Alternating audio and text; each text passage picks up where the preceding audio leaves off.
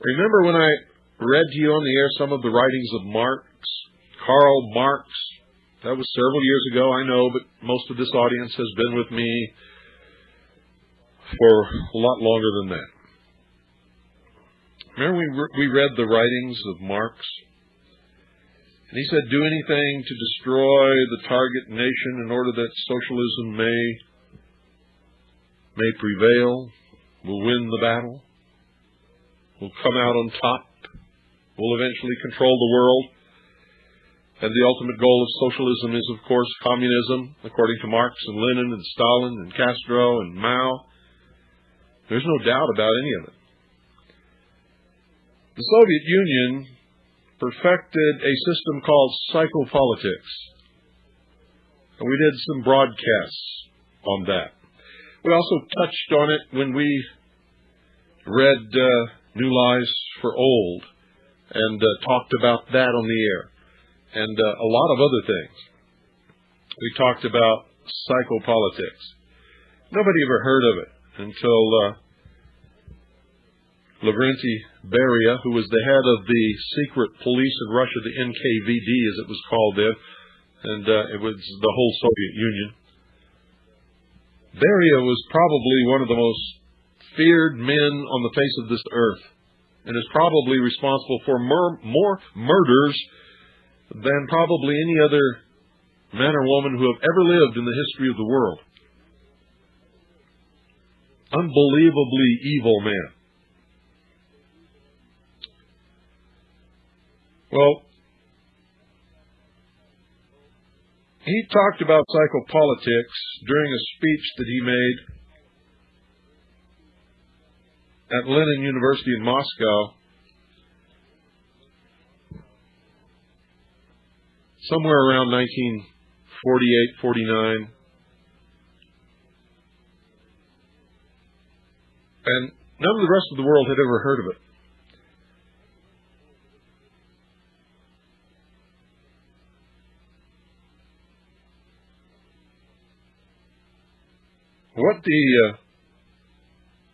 What the whole gist of it was to turn everything upside down. Make things that had traditionally been accepted in our culture and in our society as the very best things seem to be the very worst. To use our own laws and our own Constitution and our own courts against us, which has certainly been done quite a bit, through interpretation and twisting of the meaning, through the changing of the meaning of words, through the demonization of groups of people such as American patriots. I could go on. And I told you over and over and over again that Al Gore and all of the people who follow him, and indeed the entire hierarchy of the Democrat Party, are Marxist socialists to the core. They are following Marx's teachings. They're following the teachings of Lavrenti Beria. They're following the teachings of Joseph Stalin, Vladimir Lenin, Chairman Mao.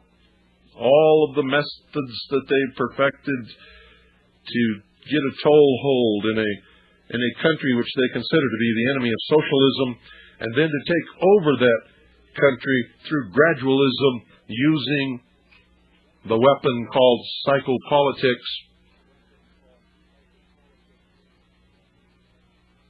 And then, as one gets in a position where they can hire others below them, they do so. When they get on a commission or a panel that's responsible for choosing people to do things, they make sure that socialists are chosen. And over a long period of time, what happens is they take over a country, and they change the meaning of words, and they change what is accepted and what is not. They demonize that which is detrimental to their cause, and they boost up and elevate that which helps their cause. They destroy morals and ethics. They destroy the minds of the young. They destroy the education system. They take over publishing and entertainment industries and begin a full-scale assault upon the population using psychopolitics. You are witnessing, ladies and gentlemen, the Sovietization of the United States of America. It's happening right before your very eyes. Socialism, Illuminism, if you will, the concept that there is no God, that man is God, that man can create a state which is more important than man himself and is the ultimate God, and that everyone must sacrifice and be subservient to the socialist state. They sound like strange stuff to some of you, but it is the God's awful truth.